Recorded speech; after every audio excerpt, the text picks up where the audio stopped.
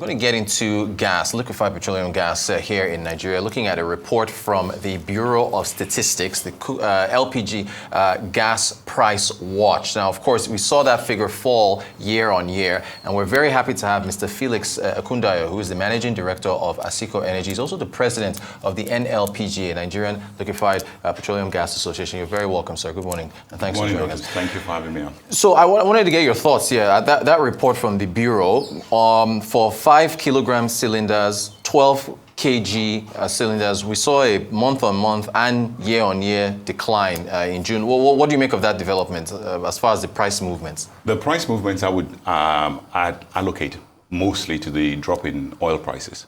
Okay, so we're not isolated. We relate with the global community. So where there's a fall in oil prices, of course, we benefit. Where it goes up, it impacts us.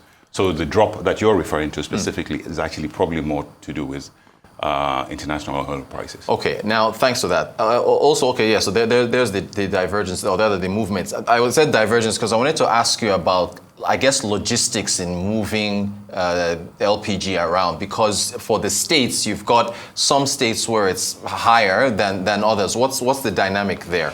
Okay, I saw some of those statistics. Some of it can be allocated to logistics, but not all of it. Our logistics are really not that expensive in the country.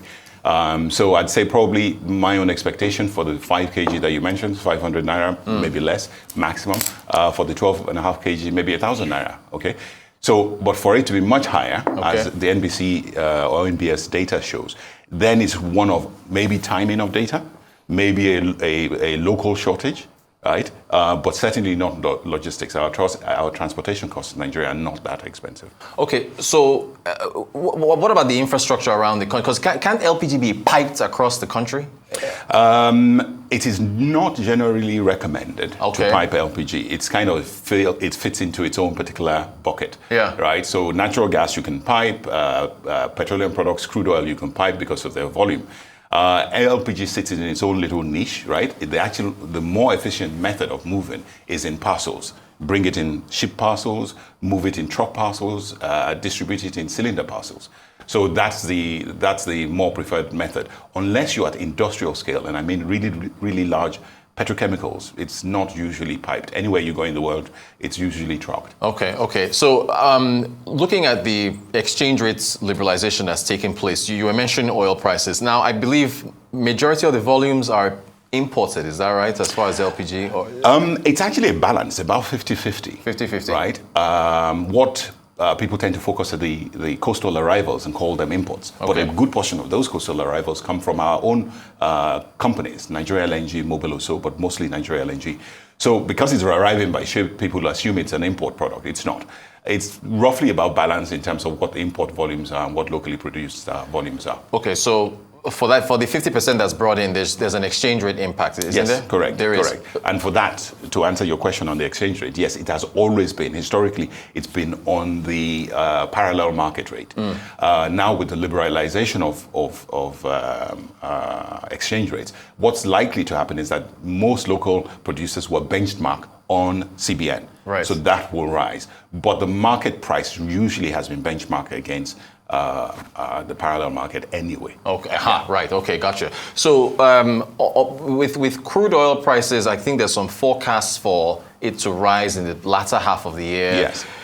So is that going to be the major catalyst with respect to where the price outlook for LPG? Yes. The biggest component at the moment in terms of our own expectations is in terms of if oil prices rise. Gas prices will rise as a consequence.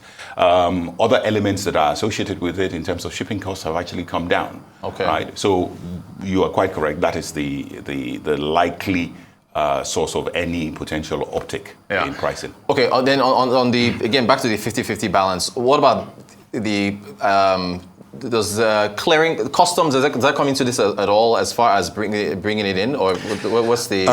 Okay, so it's not just, I wouldn't point fingers at just one agency. Customs is one. We have a whole proliferation of agencies, multiple taxations, multiple levies, which we are still contending with, and these are kind of a fallout. One of the less celebrated or welcome aspects of the PIA, the Petroleum Industry Act. We made several representations before the PIA was implemented, Yeah. right? Including submitting, I think it was 188 copies of our joint industry analysis of where the issues would be in the PIA. I can give you an idea as to how much engagement we got from that. Right. Absolutely zero. Wow. But we are beginning to see what the consequence of those impacts are. Multiple levies, new levies by the authority, a percentage-based levy on consumption. All of these things are significant challenges. Well, I mean, recently the president did put together a new tax committee. His special advisor on revenue has said, I think it's Zacchaeus Adediji, has said that they want to harmonize taxes. They got the Taiwo Oyedele from PwC to run it. So are you hopeful then that maybe going forward, less taxes or? NLPG will become hopeful when they engage us. They haven't engaged us yet, so it's really just a soundbite as far as I'm concerned, as far as we're concerned. The situation where your regulatory authorities levy you, tax you on your sales is nothing to do with what service they're meant to be providing you. Right? You can conceive a situation where FIRS starts to charge you for mileage traveled, or any other industry starts to say, okay, they will charge you for your production. What they should be charging you for is the service they provide you, right? And we're not really seeing that at present. As far as the infrastructure, well, actually, can we cater to domestic demand for LPG? Do you mean with local production? With local production. Okay. So the question kind of relates to whether or not we want imports, right? Or whether or not we have an issue with imports. And I think we get a little bit too emotive about imports. Yeah. Imports are not necessarily a bad thing, right? Yeah, we demonize them here. Yes. Right. Exactly. Yeah. So, but when you look at it, imports actually created a unique situation in Nigeria. Nigeria has a price hump. The most expensive place for LPG, or the higher price place for LPG, is actually the Middle Belt. Why? Because you had coastal imports for the south area, and you had hinterland imports from Niger, Zinda refinery, for the northern areas. So places like Zamfara, Kano, and the rest actually benefited from a reduced price, which then boosted demand in those areas. Gotcha. I need to really pick your brain on compressed natural gas. And this whole talk, the governor of Ogun State, I believe, Dr. Abiodun, announcing that for the part of the palliatives that they will be converting some minibuses from fuel to CNG. Even the last administration talks about it. Can you help us out with what you think about this development, whether or not cost implications, if it's even possible, and so on and so forth? Okay, in terms of cost implications, yes, it's possible. In terms of cost, gas is always going to be cheaper than fuels in a deregulated market and in a non-subsidized market. Okay, one of the things that held gas back in the past were fuel subsidies. That's a thing of history. Now, to address CNG particularly, CNG is a compressed natural gas. I focus on the NG part. There are actually two categories of fuel that we move around: natural gas, LPG. Broadly speaking, we represent the LPG industry. There are associations, the Nigerian Gas Association, that represents the natural gas industry. But we recognize that there's this almost tension that is being created, which is unnecessary. They are related products, right? So CNG is going to be a part of the energy mix, right? LNG is going to be part of the energy mix. PNG, pipeline natural gas, will be a part of the energy mix, but they are not the only products out there for the energy mix that Nigeria needs. LPG will be there, propane, butane will be there, which are all family of the LPG. So what we really need to do, and what we are doing, is coming together, right, to create a narrative that is explains to authorities, regulators, consumers, manufacturers, what the different fuels available are, and where, depending on your location, which mix is better for you. So when you get to the north, CNG is not going to be viable. LNG will be, LPG is going to be viable. So having this balance where you can use one or both is beneficial to everybody. Yeah. So it's not a one-size-fits-all conversation. So when you say CNG is not going to be available in the northern part, that means this conversion you're talking about is not viable? No, that's not what I'm saying. Okay. Conversion is viable, any engine can take a fuel that it is designed for. Okay. So if the issue is this, I can get CNG to Kano, but it's going to be very expensive. Yeah. Because the energy density of CNG is not high. Right. Okay.